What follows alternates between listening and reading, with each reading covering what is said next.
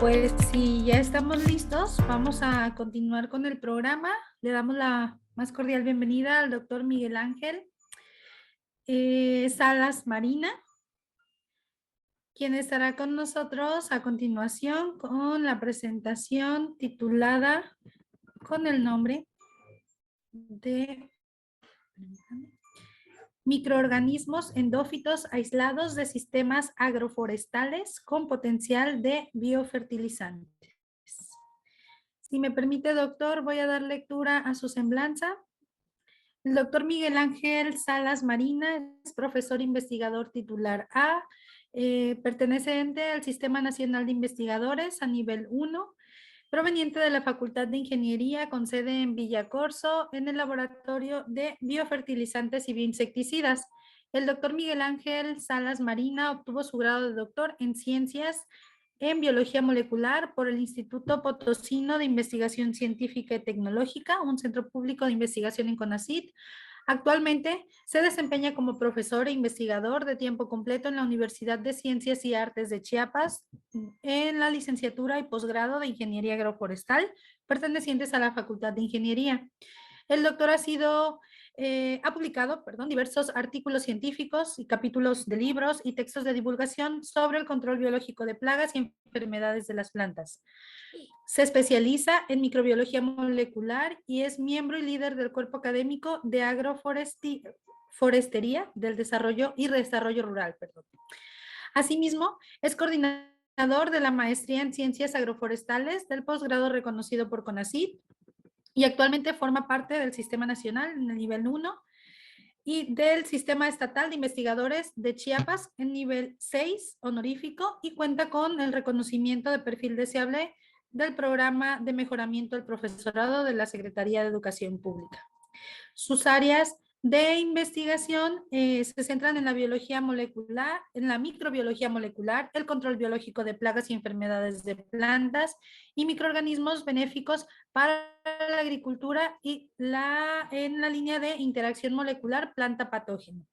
A continuación nos presentará su investigación que lleva por título Microorganismos endófitos aislados de sistemas agroforestales con potencial de biofertilizantes. Bienvenido, doctor. Es un gusto contar con su presencia en este segundo Congreso de Biomedicina y la sexta jornada de inmunología. Adelante, por favor, le cedo el uso del micrófono. Bienvenido, muchas gracias. Claro que sí, doctora Alma, muchas gracias. Antes que nada, agradezco a la Universidad Autónoma de Nayarit por la invitación, a sus organizadores, a usted, la doctora Alma, y un saludo especial ahí al amigo Anthony Ojeda. Gracias por la invitación, Anthony. Y esperemos compartir algo de lo que nosotros estamos haciendo aquí con plantas y microorganismos, aunque estuve revisando ya algunos temas, más que nada de conceptos de biomedicina, inmunología. Considero que esto es algo muy diferente a lo que les voy a presentar o platicar, pero que también tiene que ver con el sistema inmune de las plantas. Por favor, me avisan si ya se ve la presentación. Sí se ve, doctor. Ahí está presentando. Ok, nada más entonces si se ve, bueno, después del agradecimiento voy a platicarle algo de lo que nosotros hemos estado realizando acá en el estado de Chiapas, que son microorganismos endófitos aislados de sistemas agroforestales con potencial de biofertilizantes. Para iniciar esta charla, me gustaría entrar un poco en el tema con las plantas y su ambiente. Sabemos que las plantas en su ambiente natural interactúan con factores abióticos, como pueden ser la luz, la sequía, la temperatura y la inundación. Y durante esta interacción, las plantas han coevolucionado y han desarrollado y mejorado diversos procesos fisiológicos y morfológicos para adaptarse a estos sistemas. Y las plantas no solo interactúan con factores abióticos, también interactúan con factores bióticos. Están los animales, y están los insectos, están los microorganismos que pueden ser hongos, bacterias y virus. Y algo muy importante cuando ya entramos en un sistema de producción agrícola, cuando nosotros vamos a campo, sobre todo las personas que se dedican a la producción de alimentos, cuando ven esto, todo lo relacionan con plaga. Y lo primero que hacen los productores es hacer uso de las herramientas y todas las costumbres tradicionales que se usan en la agricultura convencional. ¿Y a qué nos referimos? Al uso de agroquímicos para controlar plagas, malezas, un uso excesivo de fertilizante. Pero esto ya está bien comprobado que el uso excesivo de estos pesticidas y de estos productos agroquímicos han deteriorado los suelos, contaminado el agua. También existe, digamos que estemos comiendo, o existe el riesgo de estar comiendo alimentos que no son inocuos, ¿sí? Que están con límites no permitidos con tantos residuos químicos. Además, esto incrementa los costos de producción y además, el último problema internacional, político-social entre Rusia hizo que se incrementaran los costos de los fertilizantes, ¿no? Entonces, eso eh, complica un poco la producción de alimentos. Sin embargo, considero que antes de hacer estas prácticas agronómicas en la producción de alimentos, las personas que se dedican a esto deberíamos de conocer más acerca de la interacción de las plantas con los microorganismos. Todos los seres vivos, y las plantas no son la excepción, durante esta interacción en el proceso evolutivo y la coevolución con los factores que interactúan, las plantas han desarrollado mecanismos, sobre todo ante los patógenos, de cómo defenderse, de cómo interactuar con ellos. Y aquí podemos explicar que cuando un patógeno llega a la planta, sea bacteria o hongo, virus, lo primero que se va a encontrar van a ser las defensas estructurales. Las plantas cuentan con una capa epidérmica densa de tricomas. Comúnmente o de manera coloquial nosotros podemos ver en las hojas como las vellosidades o los pelos que se ven ahí. Tienen una cutícula cerosa. Estas dos características morfológicas hacen que sean altamente hidrofóbicas, que el agua no se acumule ahí, por lo tanto las condiciones ambientales no son idóneas para estos patógenos. También tienen una pared celular rígida, compuesta por pectina, celulosa y hemicelulosa. Entonces, esta es la primera barrera que deben de atravesar los patógenos.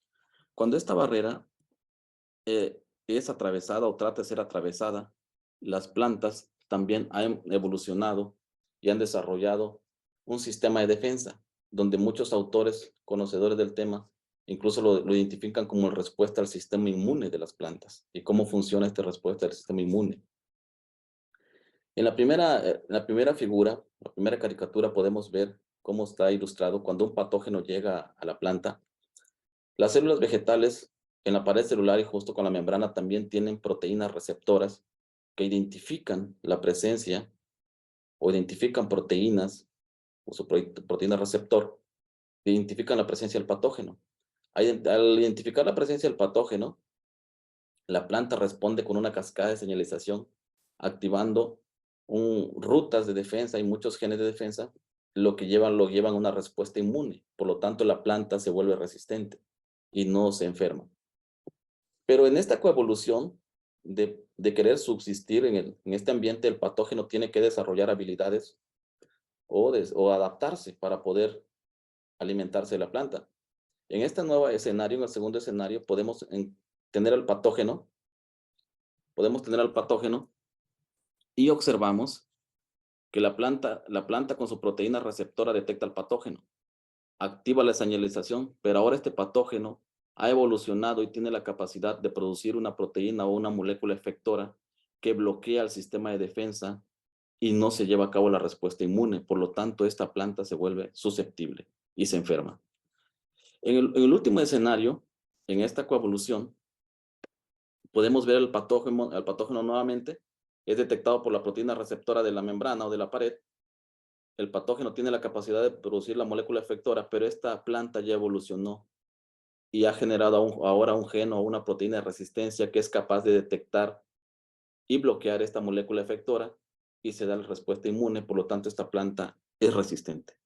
Y así sucesivamente se pueden ir los ciclos de coevolución. Generalmente esta respuesta nosotros lo conocemos como respuesta hipersensible y es una respuesta localizada donde se está llevando a cabo el punto de infección. Este punto de infección, en esta respuesta local, también se convierte en una respuesta sistémica dentro del sistema inmune de las plantas. Porque aunque aquí se esté dando la infección, En las plantas también se conocen algunos tipos de patógenos que pueden ser biotróficos o necrotróficos. Cuando un patógeno biotrófico llega a la planta, sucede esa respuesta hipersensible. Pero además, en ese sitio de infección, ese sitio de entrada, se produce una molécula señalizadora que es una hormona, que es el ácido salicílico. Este ácido salicílico se produce en el sitio de infección y viaja por toda la planta. Y se desencadena señales para producir síntesis de fitolexinas, que son compuestos antimicrobianos. Además, viaja a partes lejanas del sitio de infección por toda la planta y se expresan genes marcadores de esta ruta, como son glucanasas, quitinasas, y este tipo de resistencia que es contra estos microorganismos biotróficos se les conoce como resistencia sistémica adquirida. Por otro lado, tenemos a los necrotróficos. Estos generalmente pueden ser parásitos y saprófitos a la vez. ¿Sí? Entonces, cuando este tipo de microorganismos llegan a la planta, ahora la molécula señalizadora son el ácido jasmónico y el etileno, que son otras hormonas, que son las que también inducen la síntesis de fitolexinas, viajan por toda la planta también, distante del sitio de infección, y ahora se activan otros genes marcadores, como son defensinas, quitinas, lipoxigenasas, fenilamonoliasas y unas peroxidasas, que son marcadores distintivos de esta ruta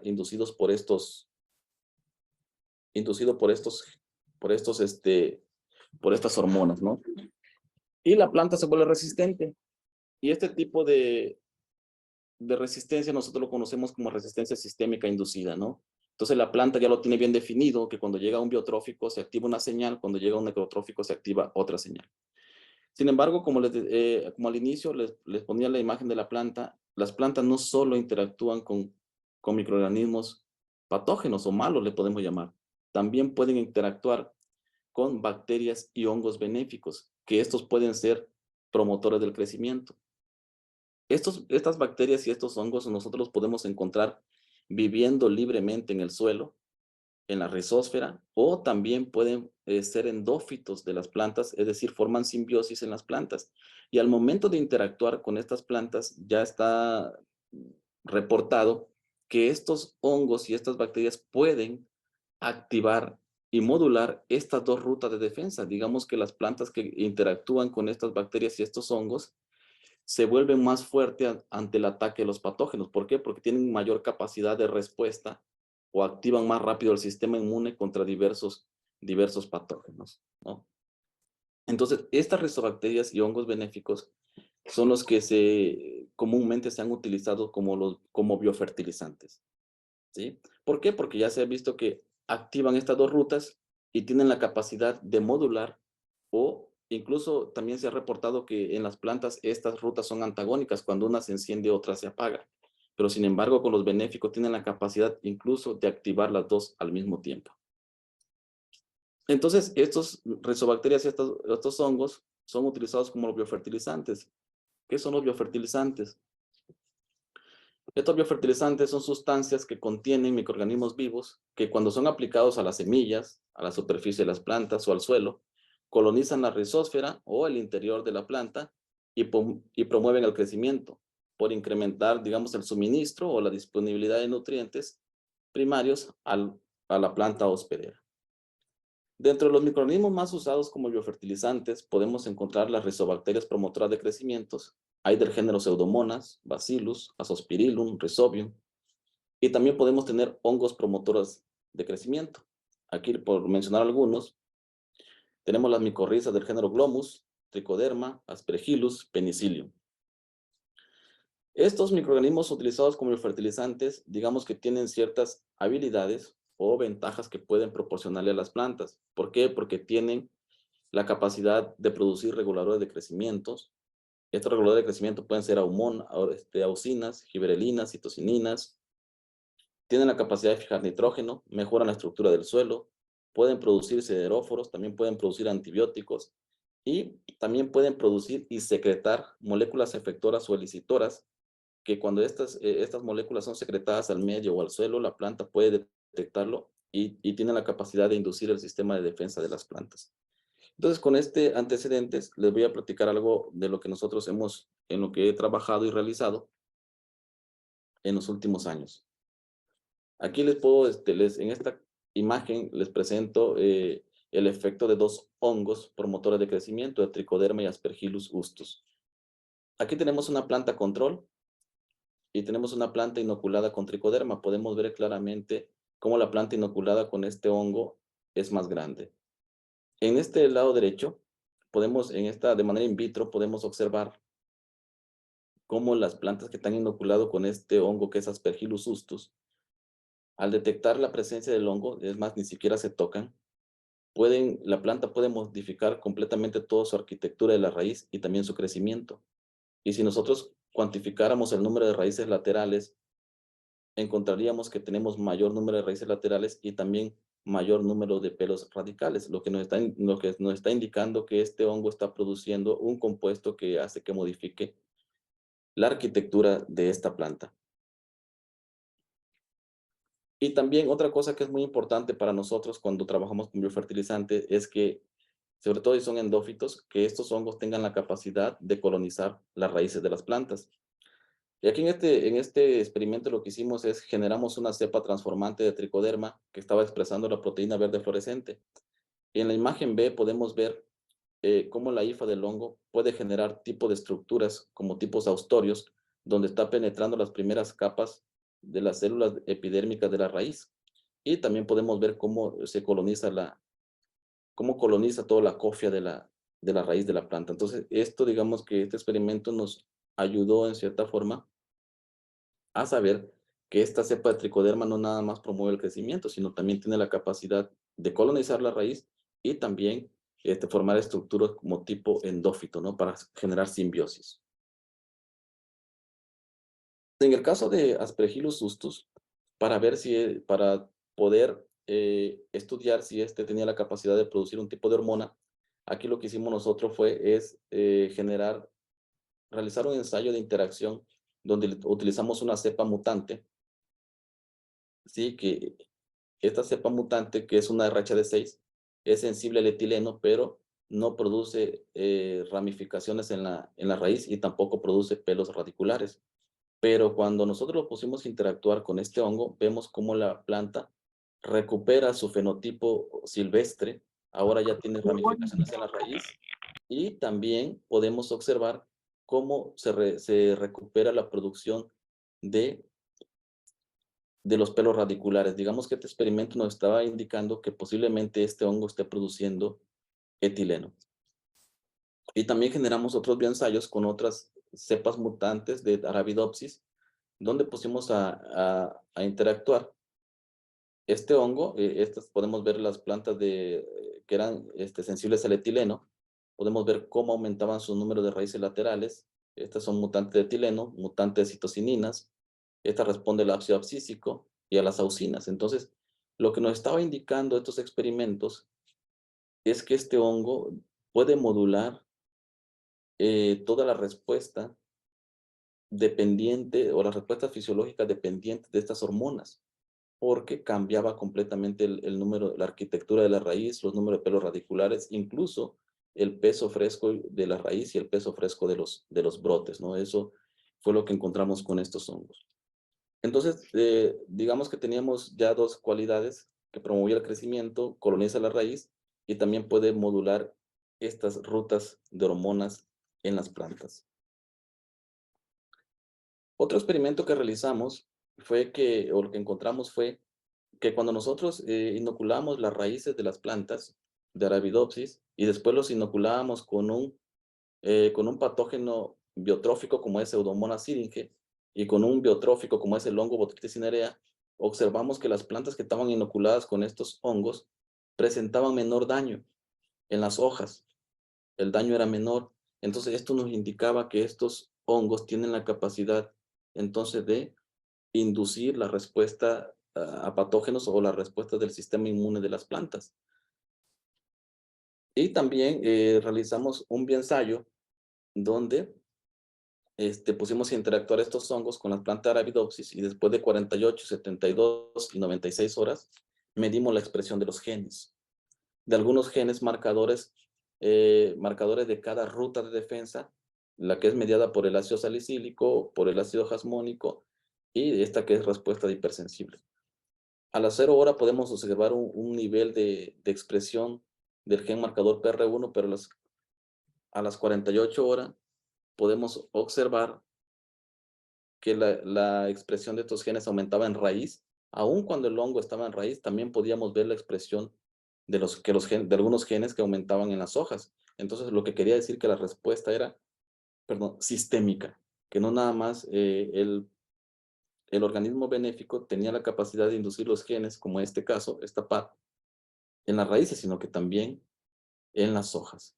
¿Sí? Entonces, y además, este experimento nos indicaba que estos hongos, porque acuérdense que yo les dije que estas rutas son antagónicas, cuando una se enciende, la otra se apaga. Sin embargo, esto nos indicaba también que este microorganismo benéfico tenía la capacidad de inducir o de modular las dos rutas de defensa. Que cómo lo hace, todavía eso no está como del todo descifrado, pero sí tiene la capacidad de modular las dos rutas del sistema inmune de las plantas. Entonces, con esto generamos 2 publicaciones, ¿sí? En ese momento.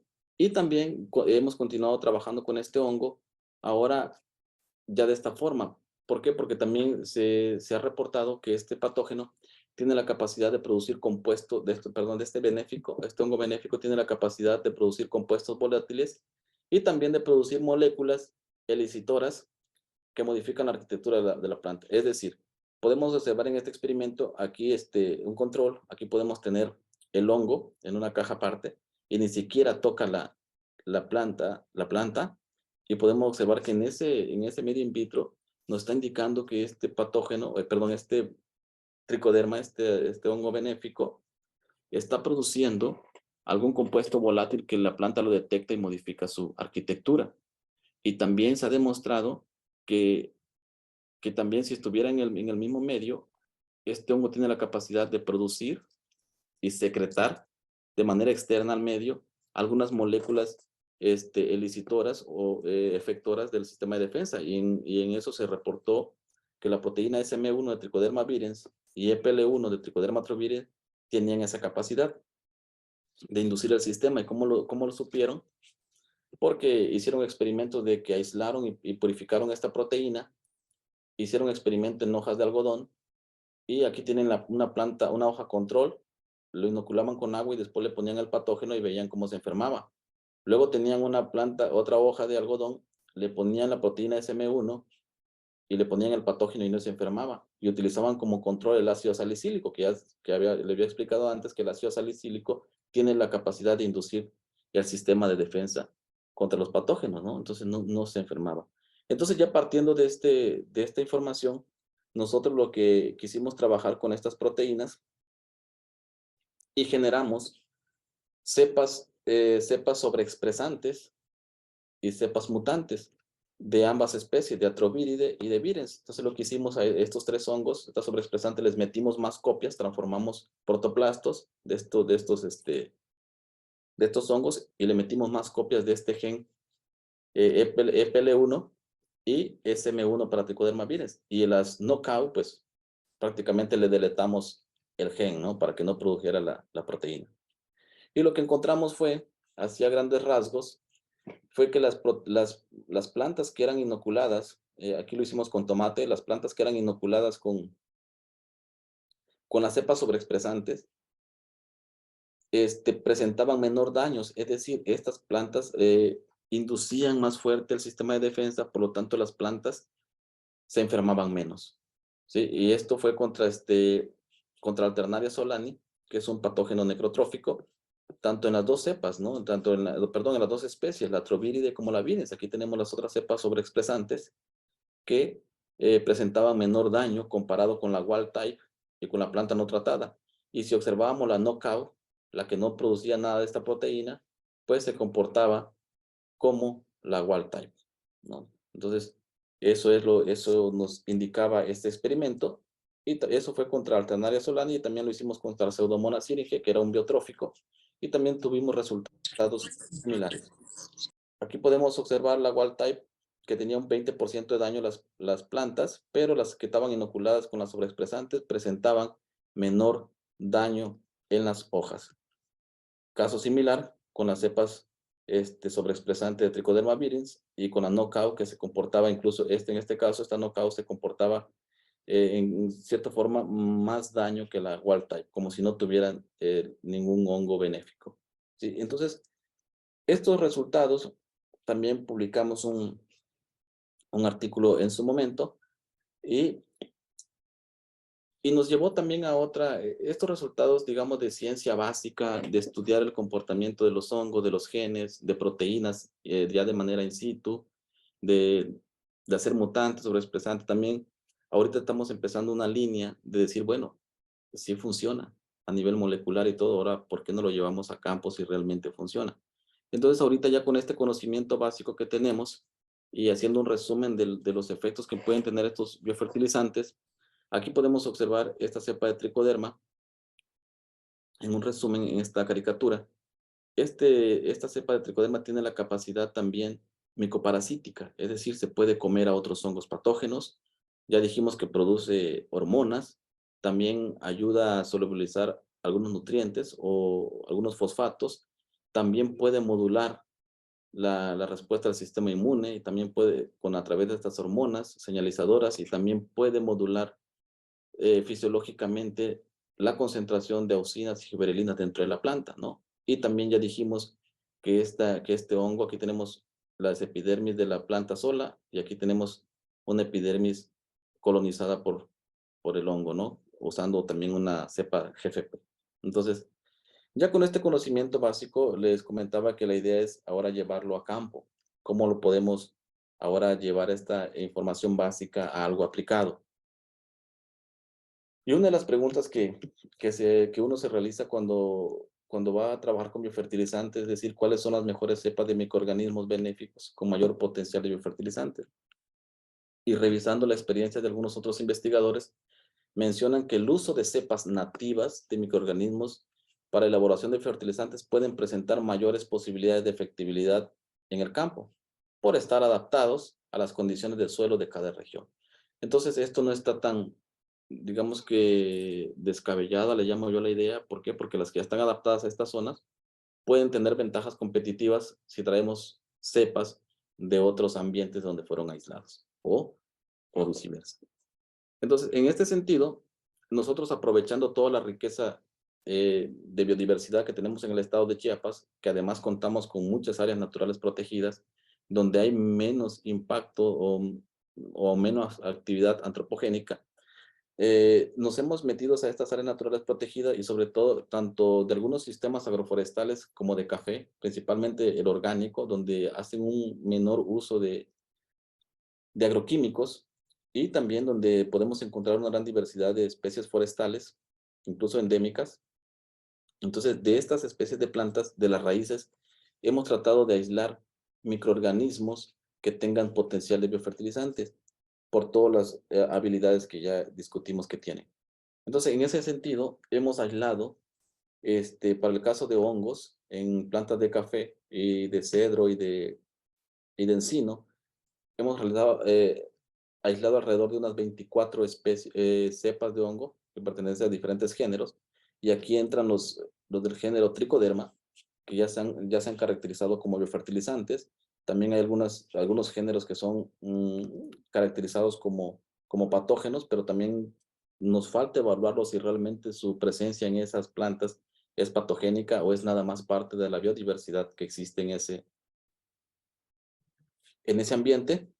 Y también hemos aislado algunas cepas de bacterias, que son Bacillus subtilis, 3 cepas, y Bacillus amyloleucofaciens, que también ya han sido caracterizados como microorganismos benéficos o como biofertilizantes. Entonces, lo primero que hicimos es caracterizar las cepas de tricodermas que ya han sido reportadas como biofertilizantes.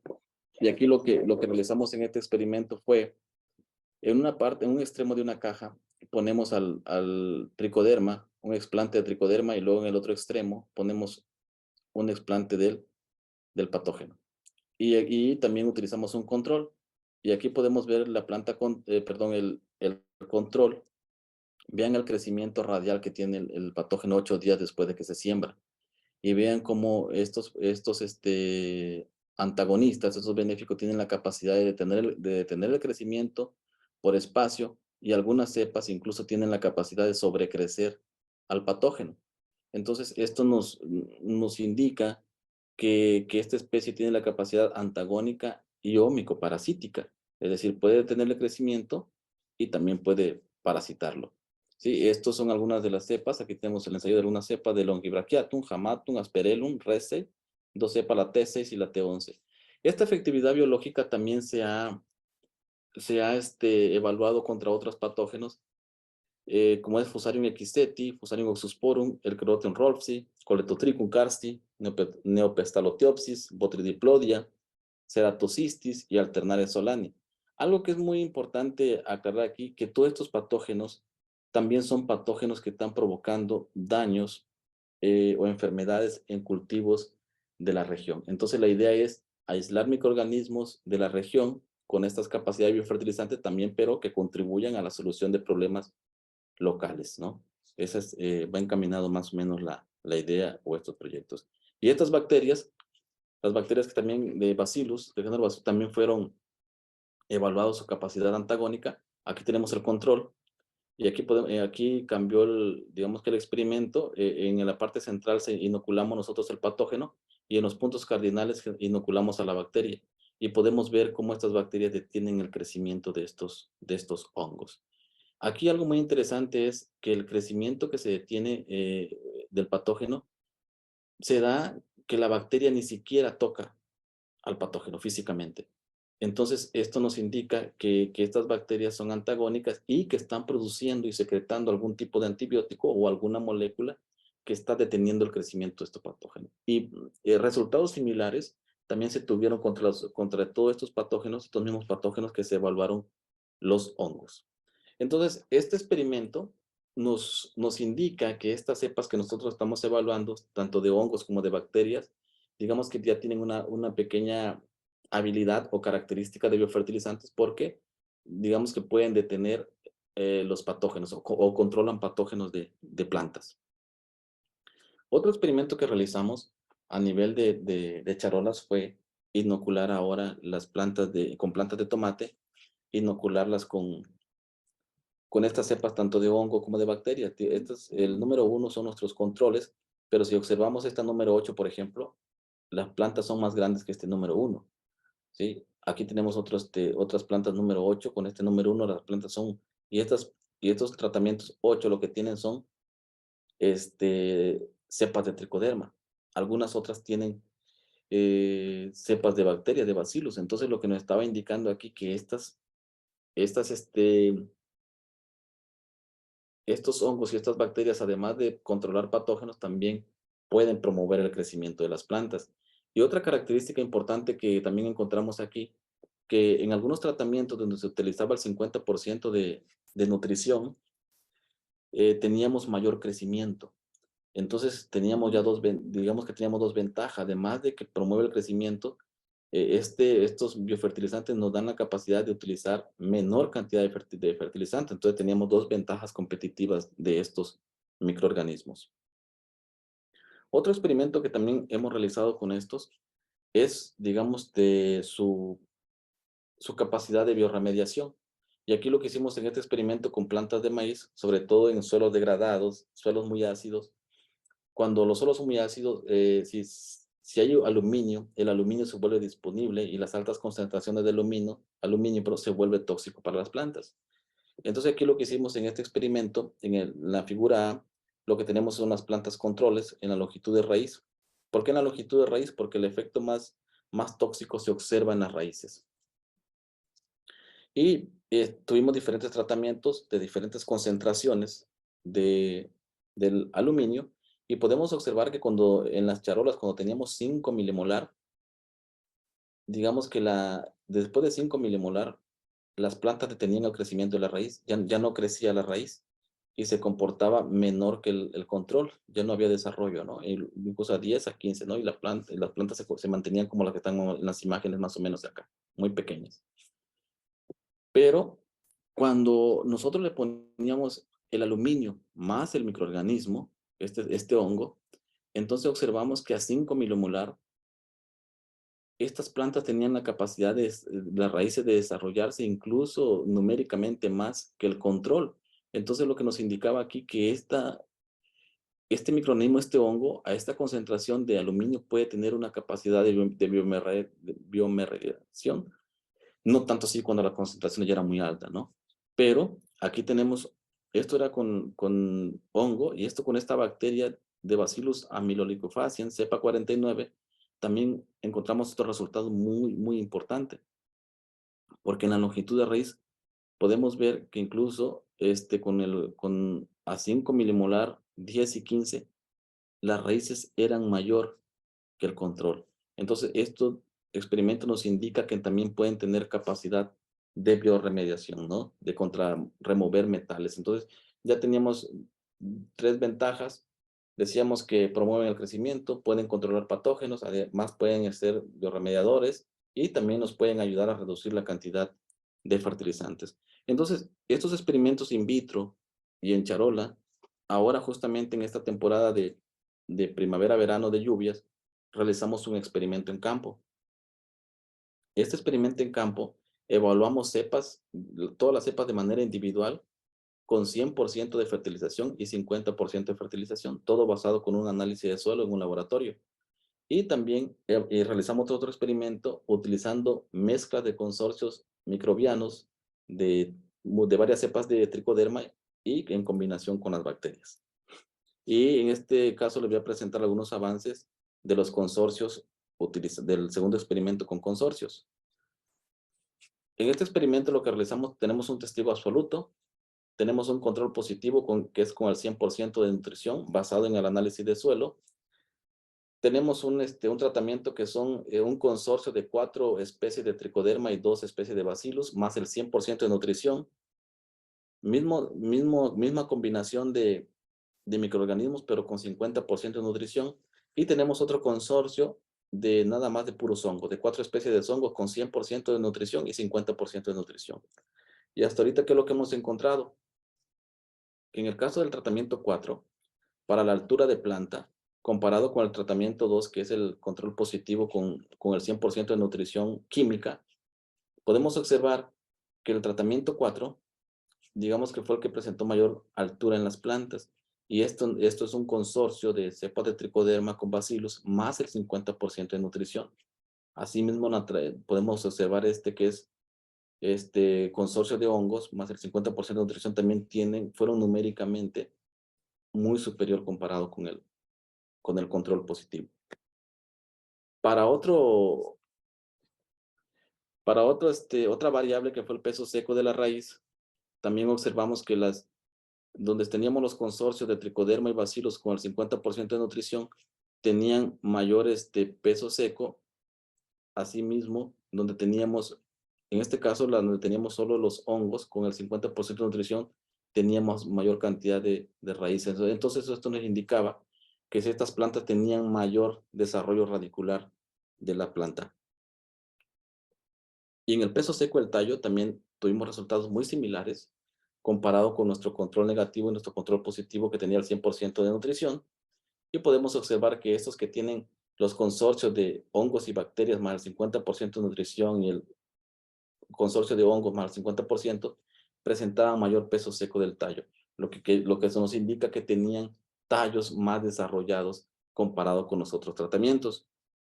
Y un efecto similar también se observó con el peso seco de las hojas. Aquí este tratamiento 4 vuelve a sobresalir, que es un consorcio de tricodermas más bacillus, con el 50% de nutrición, ¿no? Entonces, hasta aquí estamos ahorita. Ya se cosecharon, estamos esperando nada más procesar los datos, donde al final de cuentas esperamos tener mayor rendimiento, ¿no? Porque al final de cuentas estos efectos fisiológicos y morfológicos tienen que convertirse en rendimiento, ¿no? Y también se evaluó la sanidad de las plantas. También evaluamos qué tan susceptibles o resistentes fueron a la presencia de algunos patógenos foliares de maíz.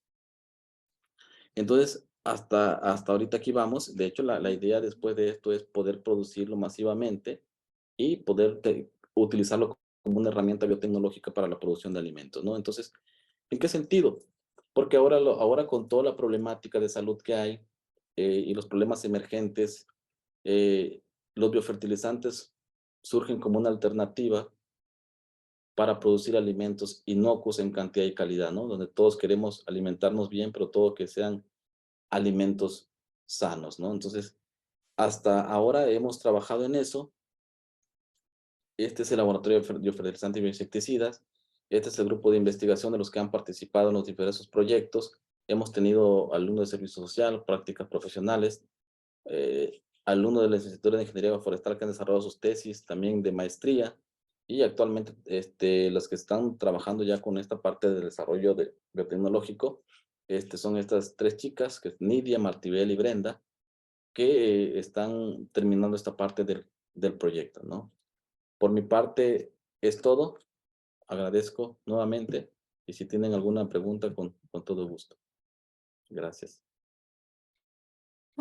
Gracias a usted, doctor. Es interesante nos el día de hoy y por supuesto que esta es una alternativa de las que tendríamos que tener en mayor consideración para reducir el riesgo por intoxicaciones con tanto uso de productos químicos, ¿verdad? Así ¿Alguien es. tiene alguna pregunta que quisiera externar al doctor Miguel?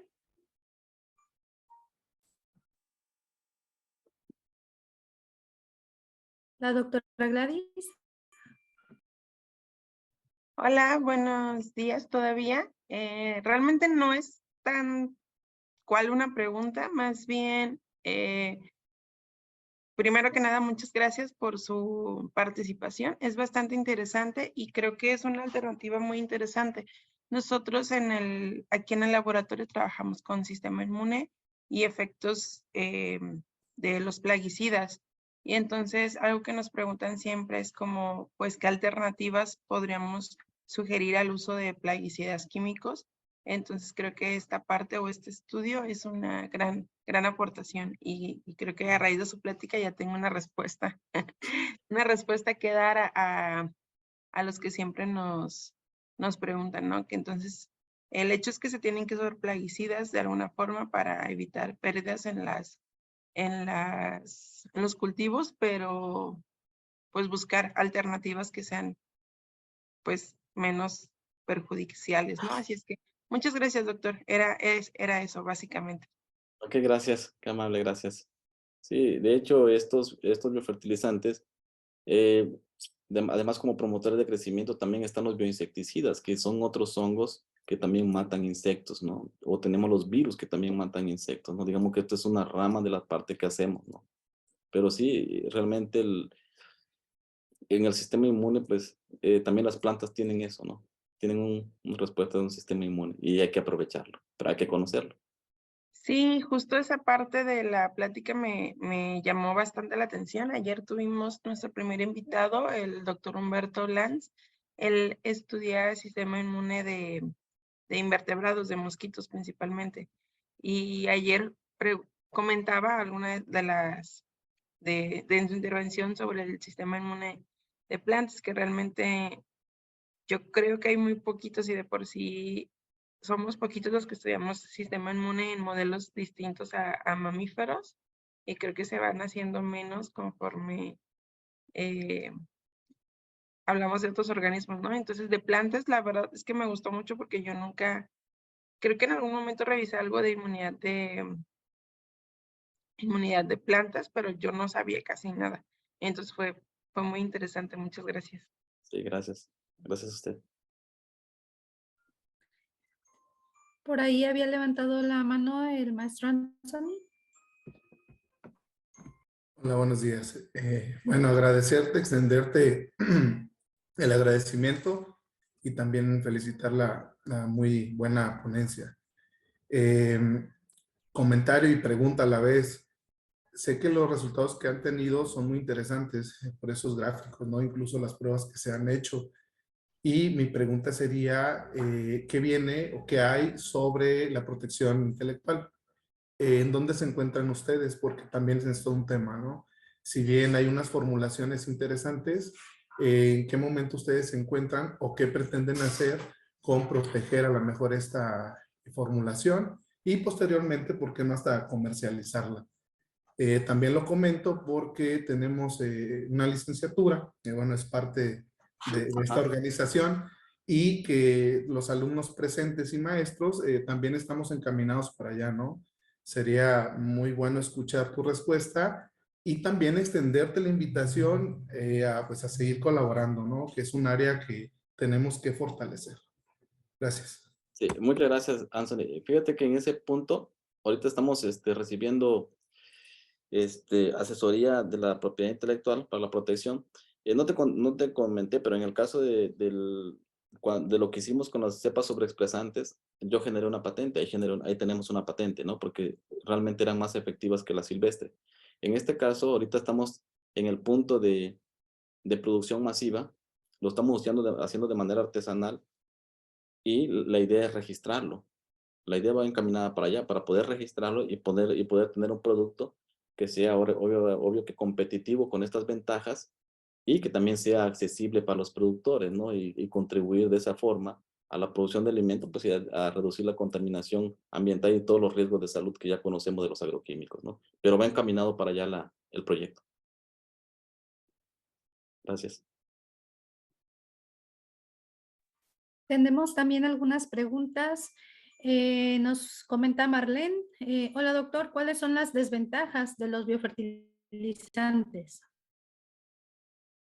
Yo digo que la principal desventaja es el desconocimiento y las malas prácticas agrícolas que nosotros realizamos. Por ejemplo, ahorita, por poner un ejemplo, en el cultivo del maíz, en muchos cultivos, lo que hacen es todo el material vegetal después de que produce, lo cortan y se lo llevan.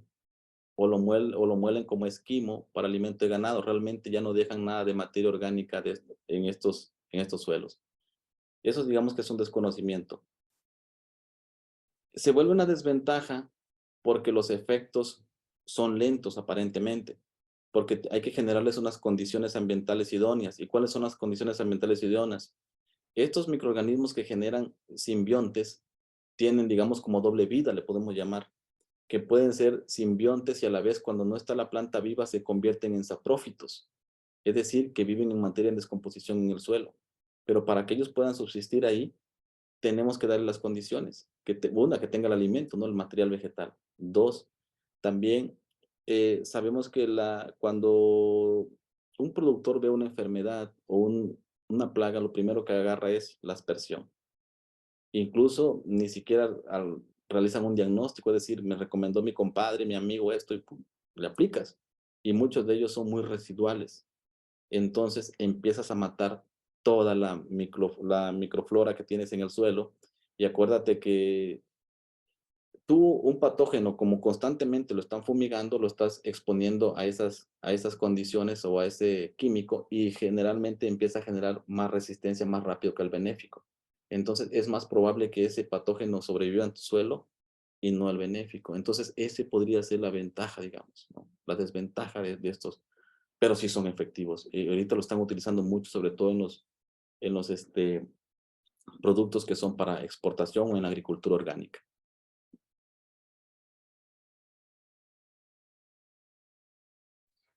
Perdón, muchas gracias, doctor. Y hay otra pregunta más. Ajá. Sí, de María del Carmen Chotlaniwa, si tiene talleres para llevar toda esta información a los agricultores.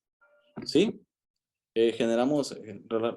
realmente generamos talleres, incluso el compromiso que nosotros hacemos sobre todo en las comunidades o predios que nos dan permiso para muestrear y sacar esto, regresamos con los resultados y se los exponemos, ¿no? Y también le ponemos a disposición lo que tenemos ahí de los microorganismos. Ya hemos hecho algunos ya bioensayos en campo con ellos, lo producimos artesanalmente y le estamos dando que lo utilicen de manera digamos que como gratuita, ¿no? De traspolar este conocimiento o aterrizar el conocimiento en esas comunidades donde nos dan esos accesos, ¿no? Eso es lo que estamos haciendo. Muchas gracias, doctor.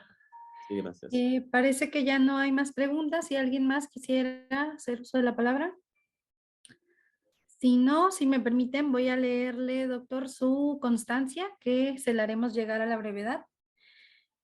Y mientras tanto, pues la Universidad Autónoma de Nayarit, a través de la Secretaría de Investigación y Posgrado y el Laboratorio Nacional para la Investigación en Inocuidad Alimentaria, LANIA, Unidad Nayarit, así como la Licenciatura en Biomedicina Ambiental Translacional, otorga la presente constancia al doctor Miguel Ángel Salas Marina por su participación como ponente magistral en la conferencia titulada Microorganismos endófitos aislados de sistemas agroforestales con potencial de biofertilizantes, impartida el día 16 de noviembre durante el marco del segundo Congreso Estatal de Biomedicina y la sexta jornada de Inmunología Nayarit 2022. Muchísimas gracias, doctor, nuevamente por su participación. Ha sido un placer, pues, tenerlo como ponente y, pues, por ahí estará recibiendo más invitaciones también para que, ojalá que nos haga el honor también de formar parte, pues, de los docentes que estamos frente a la licenciatura en biomedicina en algún momento. Claro que sí, doctora, muchas Muchísimas gracias. gracias. Agradezco nuevamente la invitación a los organizadores y a la Autónoma de Nayarit. Muchas gracias. Gracias a usted.